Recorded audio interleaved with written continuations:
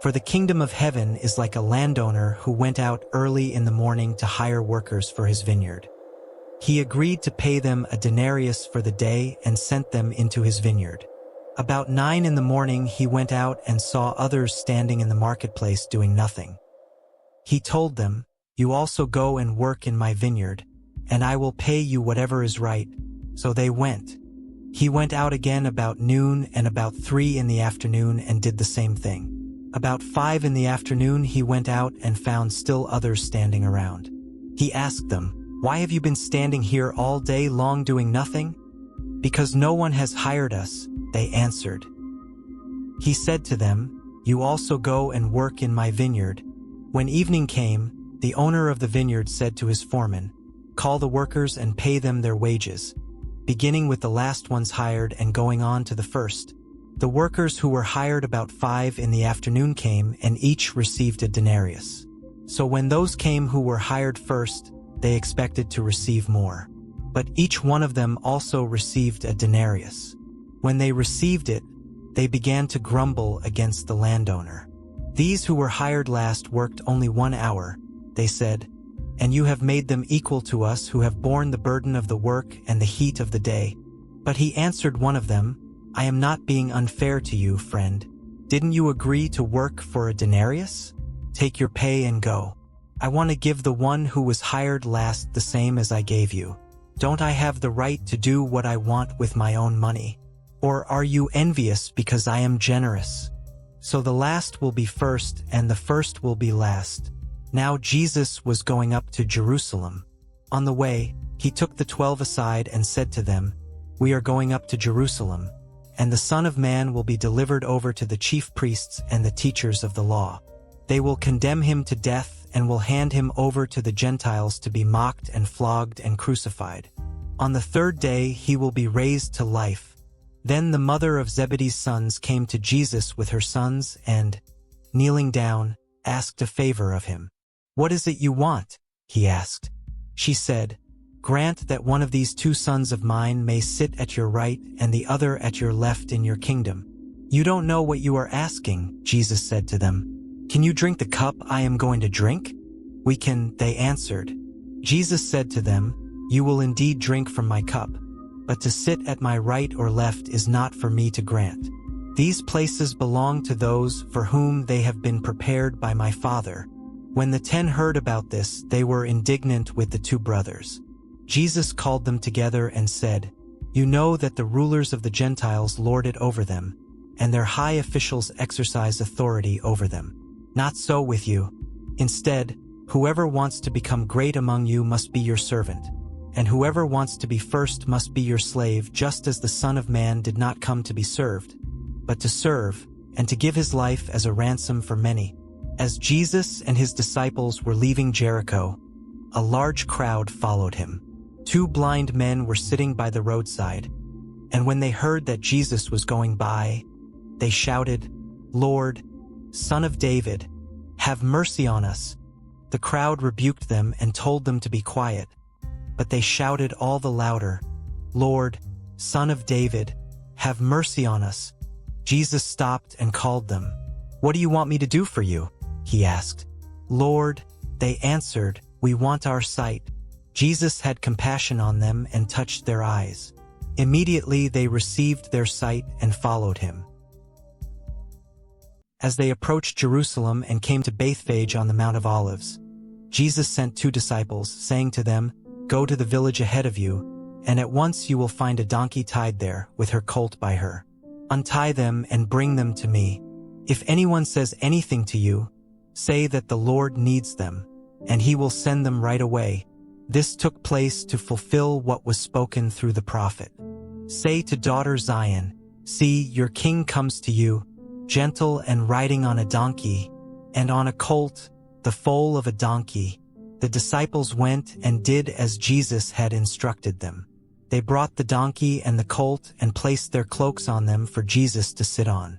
A very large crowd spread their cloaks on the road, while others cut branches from the trees and spread them on the road. The crowds that went ahead of him and those that followed shouted, "Hosanna to the Son of David! Blessed is he who comes in the name of the Lord. Hosanna in the highest heaven. When Jesus entered Jerusalem, the whole city was stirred and asked, "Who is this?" The crowds answered, "This is Jesus, the prophet from Nazareth in Galilee." Jesus entered the temple courts and drove out all who were buying and selling there. He overturned the tables of the money changers and the benches of those selling doves. "It is written," he said to them, "My house will be called a house of prayer, but you are making it a den of robbers." The blind and the lame came to him at the temple, and he healed them. But when the chief priests and the teachers of the law saw the wonderful things he did and the children shouting in the temple courts, "Hosanna to the Son of David," they were indignant. "Do you hear what these children are saying?" they asked him. "Yes," replied Jesus. "Have you never read, 'From the lips of children and infants, you, Lord, have called forth your praise'?" And he left them and went out of the city to Bethany, where he spent the night. Early in the morning, as Jesus was on his way back to the city, he was hungry. Seeing a fig tree by the road, he went up to it but found nothing on it except leaves. Then he said to it, "May you never bear fruit again." Immediately the tree withered. When the disciples saw this, they were amazed. "How did the fig tree wither so quickly?" they asked. Jesus replied, "Truly I tell you, if you have faith and do not doubt, not only can you do what was done to the fig tree, but also you can say to this mountain, 'Go, throw yourself into the sea,' and it will be done. If you believe, you will receive whatever you ask for in prayer." Jesus entered the temple courts, and while he was teaching, the chief priests and the elders of the people came to him. "By what authority are you doing these things?" they asked. "And who gave you this authority?" Jesus replied, "I will also ask you one question. If you answer me, I will tell you by what authority I am doing these things. John's baptism, where did it come from? Was it from heaven or of human origin?" They discussed it among themselves and said, "If we say, 'From heaven,' he will ask, 'Then why didn't you believe him?' But if we say, 'Of human origin,' we are afraid of the people, for they all hold that John was a prophet." So they answered Jesus, "We don't know." Then he said, "Neither will I tell you by what authority I am doing these things. What do you think? There was a man who had 2 sons. He went to the first and said, 'Son, go and work today in the vineyard.' 'I will not,' he answered. But later he changed his mind and went. Then the father went to the other son and said the same thing. He answered, 'I will, sir,' but he did not go. Which of the 2 did what his father wanted?" "The first," they answered. Jesus said to them, "Truly I tell you, the tax collectors and the prostitutes are entering the kingdom of God ahead of you. For John came to you to show you the way of righteousness, and you did not believe him, but the tax collectors and the prostitutes did. And even after you saw this, you did not repent and believe him." Listen to another parable.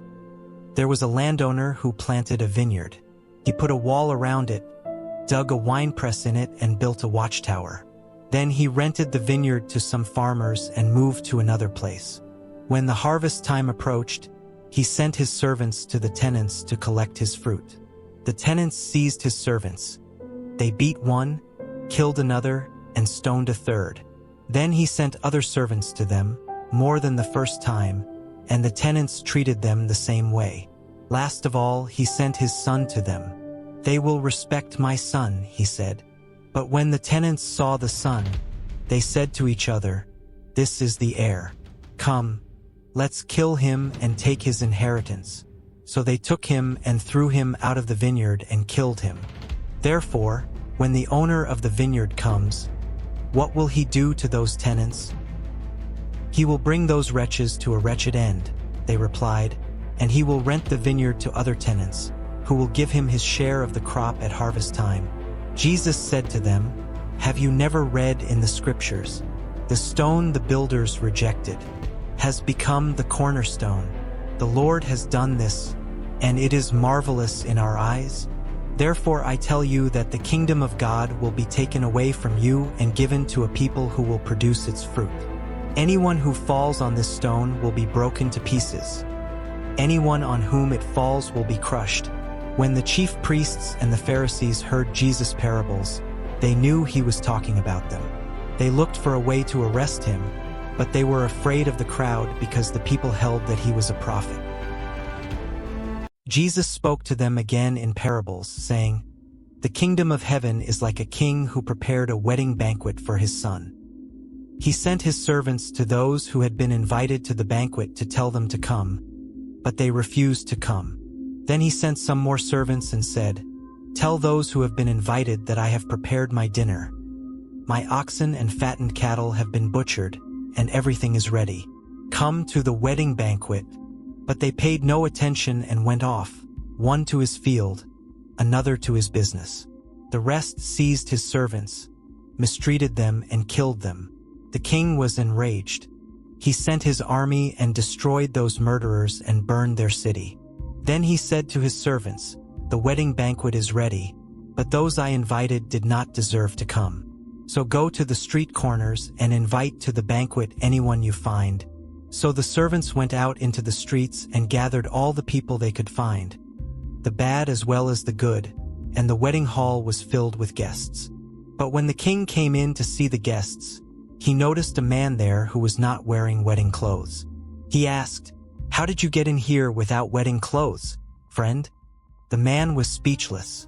Then the king told the attendants, 'Tie him hand and foot, and throw him outside, into the darkness, where there will be weeping and gnashing of teeth. For many are invited, but few are chosen.' Then the Pharisees went out and laid plans to trap him in his words. They sent their disciples to him along with the Herodians. 'Teacher,' they said, 'we know that you are a man of integrity and that you teach the way of God in accordance with the truth. You aren't swayed by others because you pay no attention to who they are. Tell us then, what is your opinion? Is it right to pay the imperial tax to Caesar or not?' But Jesus, knowing their evil intent, said, 'You hypocrites, why are you trying to trap me? Show me the coin used for paying the tax.' They brought him a denarius, and he asked them, 'Whose image is this, and whose inscription?' 'Caesar's,' they replied. Then he said to them, 'So give back to Caesar what is Caesar's, and to God what is God's.' When they heard this, they were amazed. So they left him and went away. That same day the Sadducees, who say there is no resurrection, came to him with a question. 'Teacher,' they said, 'Moses told us that if a man dies without having children, his brother must marry the widow and raise up offspring for him. Now there were 7 brothers among us. The first one married and died, and since he had no children, he left his wife to his brother. The same thing happened to the second and third brother, right on down to the 7th.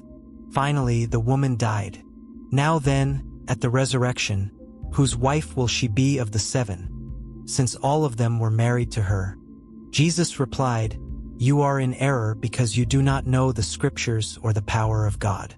At the resurrection people will neither marry nor be given in marriage.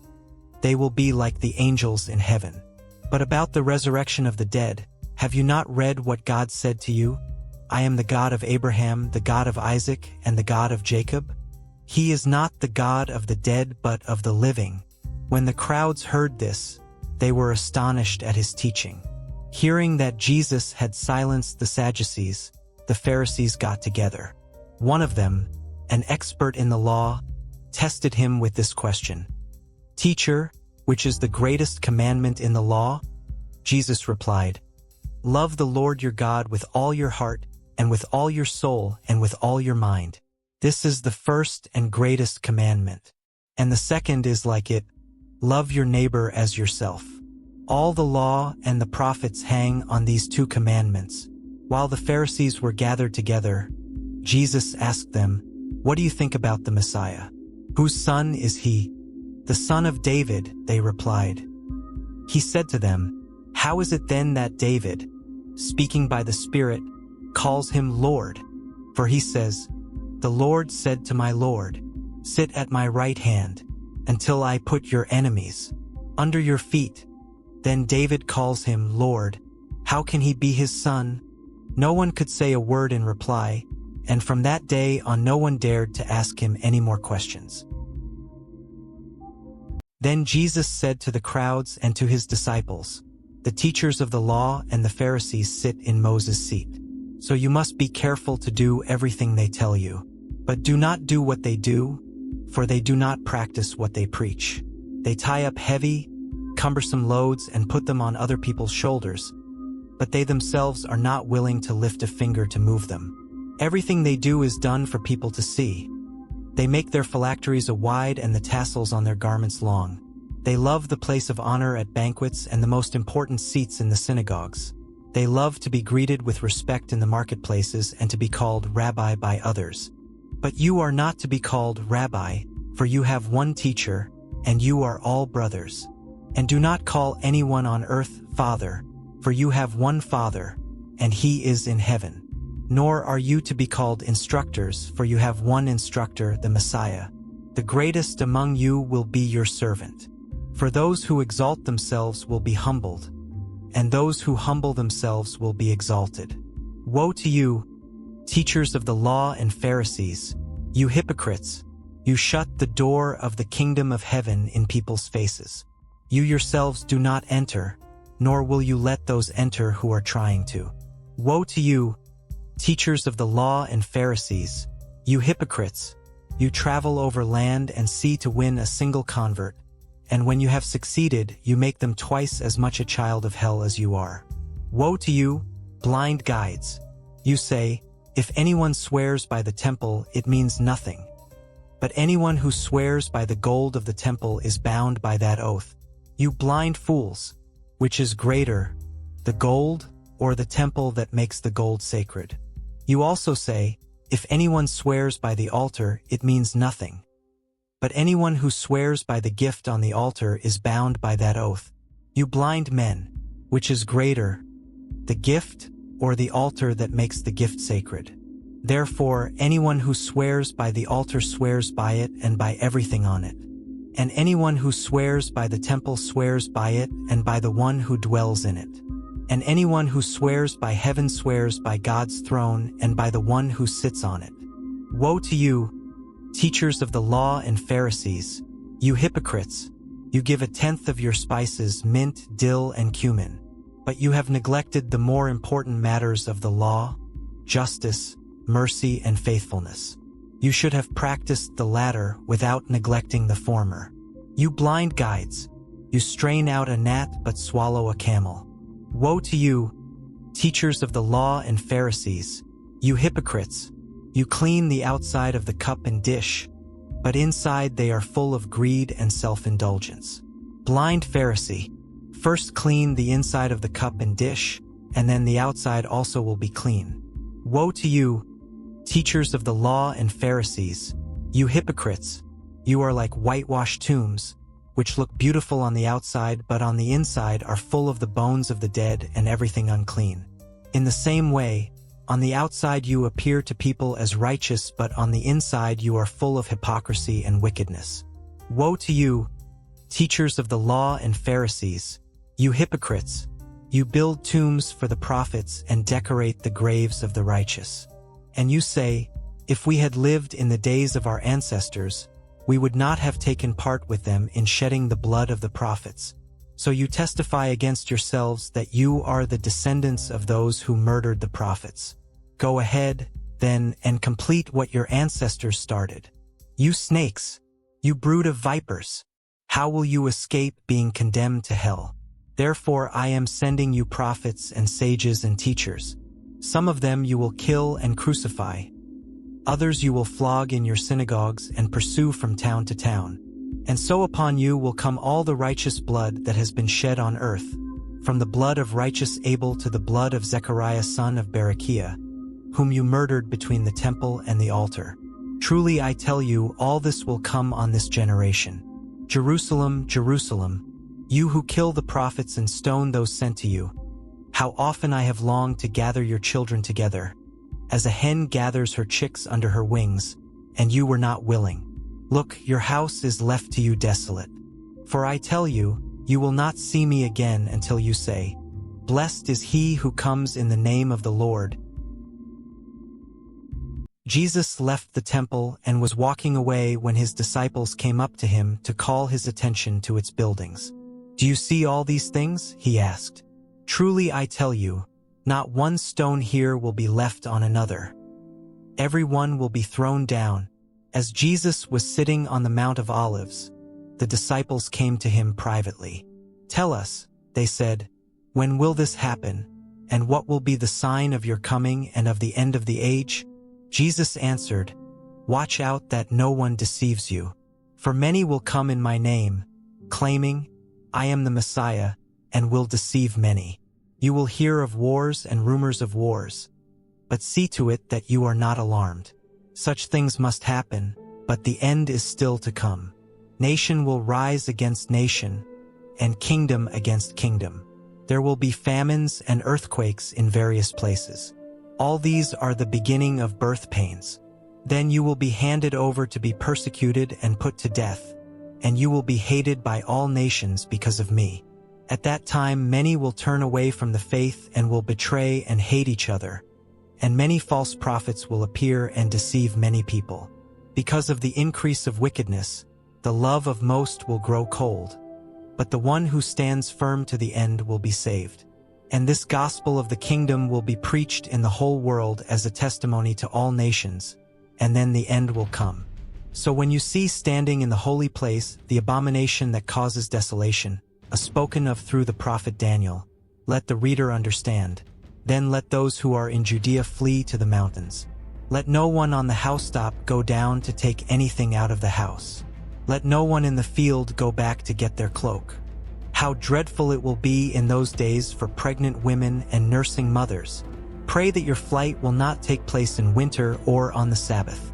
For then there will be great distress, unequaled from the beginning of the world until now, and never to be equaled again. If those days had not been cut short, no one would survive. But for the sake of the elect those days will be shortened. At that time if anyone says to you, 'Look, here is the Messiah,' or 'There he is,' do not believe it. For false messiahs and false prophets will appear and perform great signs and wonders to deceive, if possible, even the elect. See, I have told you ahead of time. So if anyone tells you, 'There he is out in the wilderness,' do not go out. Or, 'Here he is in the inner rooms,' do not believe it. For as lightning that comes from the east is visible even in the west, so will be the coming of the Son of Man. Wherever there is a carcass, there the vultures will gather. Immediately after the distress of those days, the sun will be darkened, and the moon will not give its light. The stars will fall from the sky, and the heavenly bodies will be shaken. Then will appear the sign of the Son of Man in heaven. And then all the peoples of the earth will mourn when they see the Son of Man coming on the clouds of heaven, with power and great glory. And he will send his angels with a loud trumpet call, and they will gather his elect from the four winds, from one end of the heavens to the other. Now learn this lesson from the fig tree. As soon as its twigs get tender and its leaves come out, you know that summer is near. Even so, when you see all these things, you know that it is near, right at the door. Truly I tell you, this generation will certainly not pass away until all these things have happened. Heaven and earth will pass away, but my words will never pass away. But about that day or hour no one knows, not even the angels in heaven, nor the Son, but only the Father. As it was in the days of Noah, so it will be at the coming of the Son of Man. For in the days before the flood, people were eating and drinking, marrying and giving in marriage, up to the day Noah entered the ark. And they knew nothing about what would happen until the flood came and took them all away. That is how it will be at the coming of the Son of Man. 2 men will be in the field, one will be taken and the other left. 2 women will be grinding with a hand mill, one will be taken and the other left. Therefore keep watch, because you do not know on what day your Lord will come. But understand this, if the owner of the house had known at what time of night the thief was coming, he would have kept watch and would not have let his house be broken into.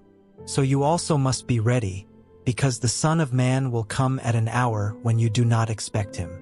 Who then is the faithful and wise servant, whom the master has put in charge of the servants in his household to give them their food at the proper time. It will be good for that servant whose master finds him doing so when he returns. Truly I tell you, he will put him in charge of all his possessions. But suppose that servant is wicked and says to himself, my master is staying away a long time, and he then begins to beat his fellow servants and to eat and drink with drunkards. The master of that servant will come on a day when he does not expect him, and at an hour he is not aware of.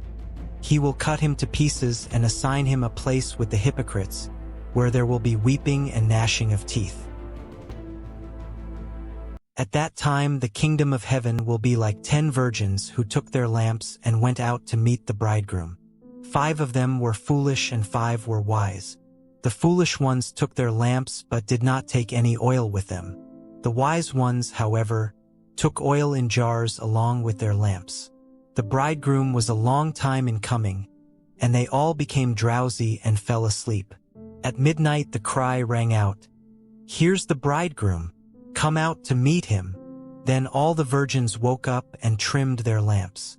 The foolish ones said to the wise, "Give us some of your oil, our lamps are going out." "No," they replied, "there may not be enough for both us and you.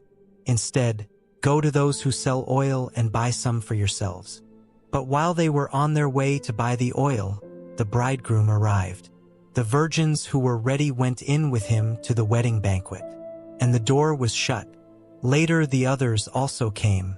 "Lord, Lord," they said, "open the door for us." But he replied, "Truly I tell you, I don't know you. Therefore keep watch, because you do not know the day or the hour." Again, it will be like a man going on a journey, who called his servants and entrusted his wealth to them. To one he gave 5 bags of gold, to another 2 bags, and to another 1 bag, each according to his ability. Then he went on his journey. The man who had received 5 bags of gold went at once and put his money to work and gained 5 bags more. So also the one with 2 bags of gold gained 2 more. But the man who had received 1 bag went off, dug a hole in the ground, and hid his master's money. After a long time, the master of those servants returned and settled accounts with them. The man who had received 5 bags of gold brought the other 5. "Master," he said, "you entrusted me with 5 bags of gold. See, I have gained 5 more." His master replied, "Well done, good and faithful servant. You have been faithful with a few things. I will put you in charge of many things. Come and share your master's happiness." The man with 2 bags of gold also came. "Master," he said, "you entrusted me with 2 bags of gold. See, I have gained 2 more." His master replied, "Well done, good and faithful servant. You have been faithful with a few things. I will put you in charge of many things. Come and share your master's happiness." Then the man who had received 1 bag of gold came. "Master," he said, "I knew that you are a hard man, harvesting where you have not sown and gathering where you have not scattered seed. So I was afraid and went out and hid your gold in the ground. See, here is what belongs to you." His master replied, "You wicked, lazy servant. So you knew that I harvest where I have not sown and gather where I have not scattered seed? Well then, you should have put my money on deposit with the bankers, so that when I returned I would have received it back with interest. So take the bag of gold from him and give it to the one who has 10 bags. For whoever has will be given more, and they will have an abundance. Whoever does not have, even what they have will be taken from them. And throw that worthless servant outside, into the darkness, where there will be weeping and gnashing of teeth. When the Son of Man comes in his glory, and all the angels with him, he will sit on his glorious throne. All the nations will be gathered before him, and he will separate the people one from another as a shepherd separates the sheep from the goats. He will put the sheep on his right and the goats on his left. Then the king will say to those on his right, "Come, you who are blessed by my Father. Take your inheritance, the kingdom prepared for you since the creation of the world. For I was hungry and you gave me something to eat, I was thirsty and you gave me something to drink, I was a stranger and you invited me in. I needed clothes and you clothed me. I was sick and you looked after me. I was in prison and you came to visit me. Then the righteous will answer him, Lord, when did we see you hungry and feed you, or thirsty and give you something to drink? When did we see you a stranger and invite you in, or needing clothes and clothe you? When did we see you sick or in prison and go to visit you? The king will reply, Truly I tell you, whatever you did for one of the least of these brothers and sisters of mine, you did for me. Then he will say to those on his left, Depart from me, you who are cursed, into the eternal fire prepared for the devil and his angels. For I was hungry and you gave me nothing to eat. I was thirsty and you gave me nothing to drink. I was a stranger and you did not invite me in. I needed clothes and you did not clothe me. I was sick and in prison and you did not look after me. They also will answer, Lord, when did we see you hungry or thirsty or a stranger or needing clothes or sick or in prison and did not help you? He will reply, Truly I tell you, whatever you did not do for one of the least of these, you did not do for me. Then they will go away to eternal punishment, but the righteous to eternal life. When Jesus had finished saying all these things, he said to his disciples, As you know, the Passover is 2 days away, and the Son of Man will be handed over to be crucified. Then the chief priests and the elders of the people assembled in the palace of the high priest, whose name was Caiaphas, and they schemed to arrest Jesus secretly and kill him. But not during the festival, they said, or there may be a riot among the people. While Jesus was in Bethany in the home of Simon the leper, a woman came to him with an alabaster jar of very expensive perfume, which she poured on his head as he was reclining at the table. When the disciples saw this, they were indignant. Why this waste? They asked. This perfume could have been sold at a high price and the money given to the poor. Aware of this, Jesus said to them, Why are you bothering this woman? She has done a beautiful thing to me. The poor you will always have with you, but you will not always have me. When she poured this perfume on my body, she did it to prepare me for burial. Truly I tell you, wherever this gospel is preached throughout the world, what she has done will also be told, in memory of her. Then one of the 12, the one called Judas Iscariot, went to the chief priests and asked, What are you willing to give me if I deliver him over to you? So they counted out for him 30 pieces of silver. From then on, Judas watched for an opportunity to hand him over. On the first day of the festival of unleavened bread, the disciples came to Jesus and asked, Where do you want us to make preparations for you to eat the Passover? He replied, Go into the city to a certain man and tell him, The teacher says, My appointed time is near. I am going to celebrate the Passover with my disciples at your house. So the disciples did as Jesus had directed them and prepared the Passover. When evening came, Jesus was reclining at the table with the 12. And while they were eating, he said, Truly I tell you, one of you will betray me. They were very sad and began to say to him one after the other, Surely you don't mean me, Lord? Jesus replied, The one who has dipped his hand into the bowl with me will betray me. The Son of Man will go just as it is written about him. But woe to that man who betrays the Son of Man. It would be better for him if he had not been born. Then Judas, the one who would betray him, said, Surely you don't mean me, Rabbi? Jesus answered, You have said so. While they were eating, Jesus took bread, and when he had given thanks, he broke it and gave it to his disciples, saying, Take and eat. This is my body. Then he took a cup, and when he had given thanks, he gave it to them, saying, Drink from it, all of you. This is my blood of the covenant, which is poured out for many for the forgiveness of sins. I tell you, I will not drink from this fruit of the vine from now on until that day when I drink it new with you in my Father's kingdom. When they had sung a hymn, they went out to the Mount of Olives. Then Jesus told them, This very night you will all fall away on account of me, for it is written, I will strike the shepherd, and the sheep of the flock will be scattered. But after I have risen, I will go ahead of you into Galilee. Peter replied, "Even if all fall away on account of you, I never will." "Truly I tell you," Jesus answered, "this very night before the rooster crows, you will disown me 3 times." But Peter declared, "Even if I have to die with you, I will never disown you." And all the other disciples said the same. Then Jesus went with his disciples to a place called Gethsemane, and he said to them, "Sit here while I go over there and pray." He took Peter and the 2 sons of Zebedee along with him, and he began to be sorrowful and troubled. Then he said to them, "My soul is overwhelmed with sorrow to the point of death. Stay here and keep watch with me." Going a little farther, he fell with his face to the ground and prayed, "My Father, if it is possible, may this cup be taken from me. Yet not as I will, but as you will." Then he returned to his disciples and found them sleeping. "Couldn't you men keep watch with me for 1 hour?" he asked Peter. "Watch and pray so that you will not fall into temptation. The spirit is willing, but the flesh is weak." He went away a second time and prayed, "My Father, if it is not possible for this cup to be taken away unless I drink it, may your will be done." When he came back, he again found them sleeping because their eyes were heavy. So he left them and went away once more and prayed the 3rd time, saying the same thing. Then he returned to the disciples and said to them, "Are you still sleeping and resting?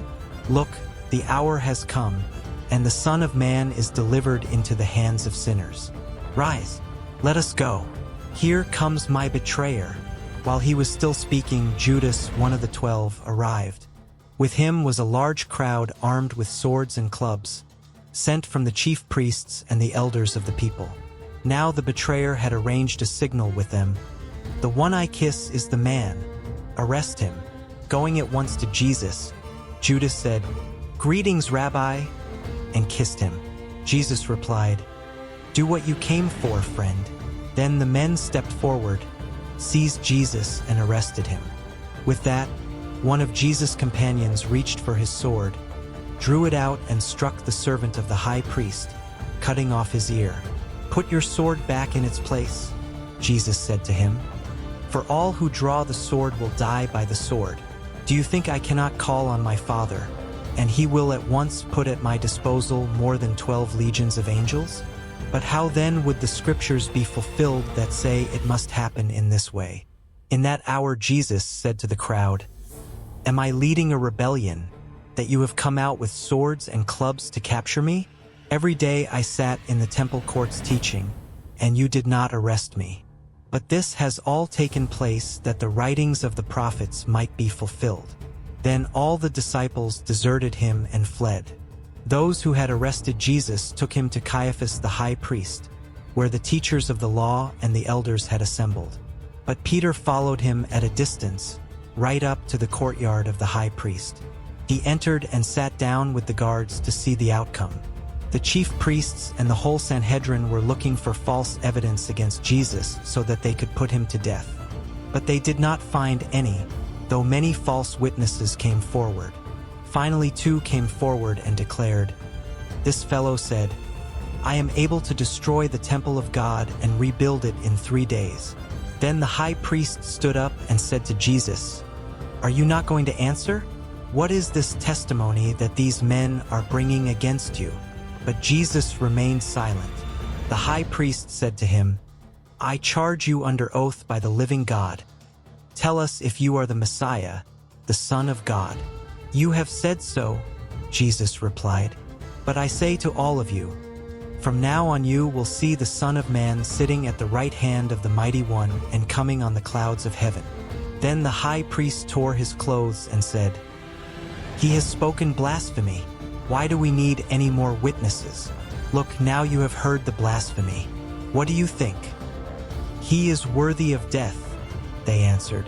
Then they spit in his face and struck him with their fists. Others slapped him and said, "Prophesy to us, Messiah. Who hit you?" Now Peter was sitting out in the courtyard, and a servant girl came to him. "You also were with Jesus of Galilee," she said. But he denied it before them all. "I don't know what you're talking about," he said. Then he went out to the gateway, where another servant girl saw him and said to the people there, "This fellow was with Jesus of Nazareth." He denied it again with an oath, "I don't know the man." After a little while, those standing there went up to Peter and said, "Surely you are one of them. Your accent gives you away." Then he began to call down curses, and he swore to them, "I don't know the man." Immediately a rooster crowed. Then Peter remembered the word Jesus had spoken, "Before the rooster crows, you will disown me 3 times." And he went outside and wept bitterly. Early in the morning, all the chief priests and the elders of the people made their plans how to have Jesus executed. So they bound him, led him away, and handed him over to Pilate the governor.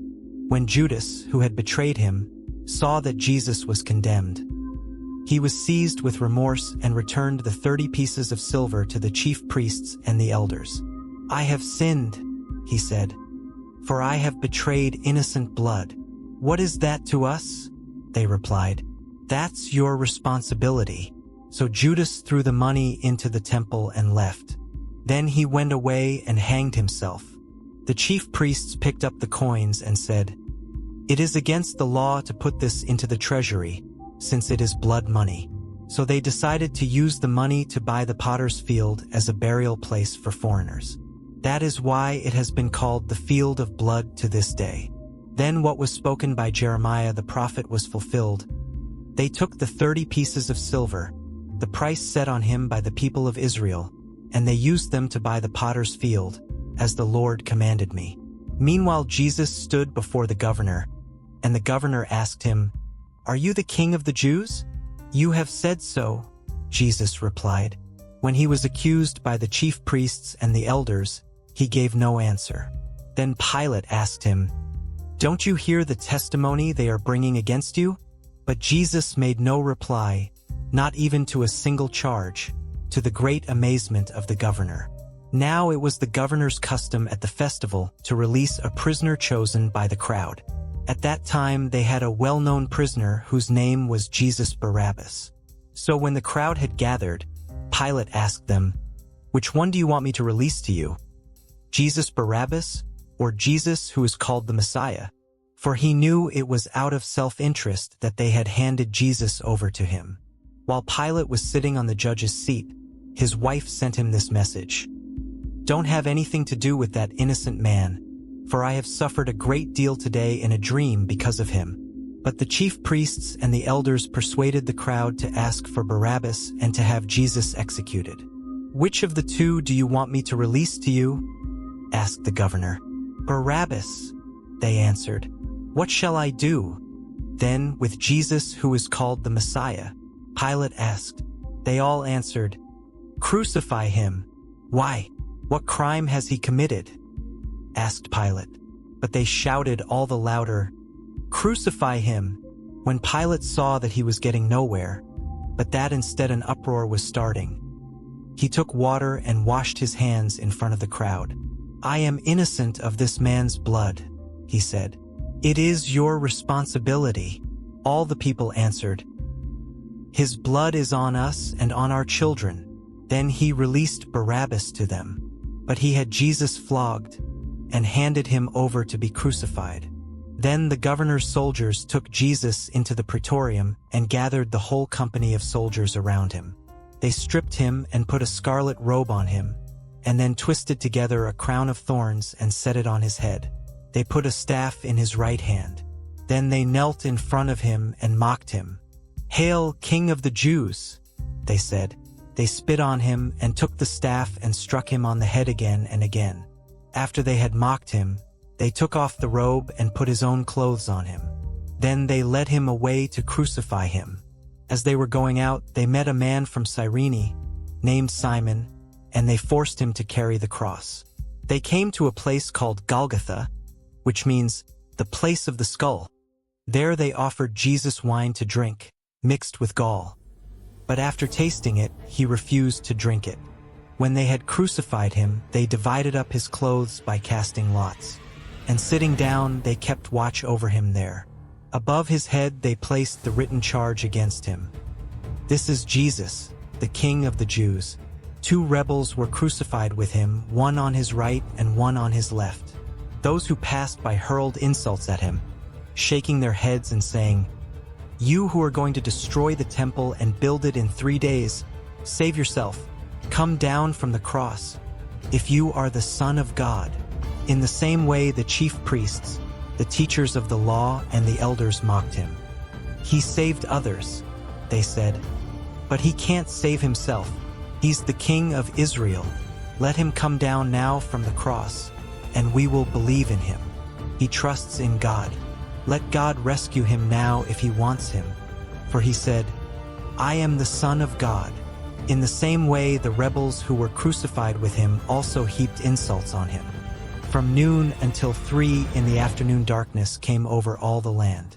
About 3 in the afternoon, Jesus cried out in a loud voice, "Eli, Eli, lema sabachthani?"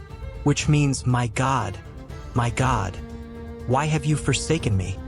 When some of those standing there heard this, they said, "He's calling Elijah." Immediately one of them ran and got a sponge. He filled it with wine vinegar, put it on a staff, and offered it to Jesus to drink. The rest said, "Now leave him alone. Let's see if Elijah comes to save him." And when Jesus had cried out again in a loud voice, he gave up his spirit. At that moment, the curtain of the temple was torn in 2 from top to bottom. The earth shook, the rocks split, and the tombs broke open. The bodies of many holy people who had died were raised to life. They came out of the tombs after Jesus' resurrection and went into the holy city and appeared to many people. When the centurion and those with him who were guarding Jesus saw the earthquake and all that had happened, they were terrified and exclaimed, "Surely he was the Son of God." Many women were there watching from a distance. They had followed Jesus from Galilee to care for his needs. Among them were Mary Magdalene, Mary the mother of James and Joseph, and the mother of Zebedee's sons. As evening approached, there came a rich man from Arimathea, named Joseph, who had himself become a disciple of Jesus. Going to Pilate, he asked for Jesus' body, and Pilate ordered that it be given to him. Joseph took the body, wrapped it in a clean linen cloth, and placed it in his own new tomb that he had cut out of the rock. He rolled a big stone in front of the entrance to the tomb and went away. Mary Magdalene and the other Mary were sitting there opposite the tomb. The next day, the one after Preparation Day, the chief priests and the Pharisees went to Pilate. "Sir," they said, "we remember that while he was still alive, that deceiver said, 'After 3 days I will rise again.' So give the order for the tomb to be made secure until the 3rd day. Otherwise, his disciples may come and steal the body and tell the people that he has been raised from the dead. This last deception will be worse than the first." "Take a guard," Pilate answered. "Go, make the tomb as secure as you know how."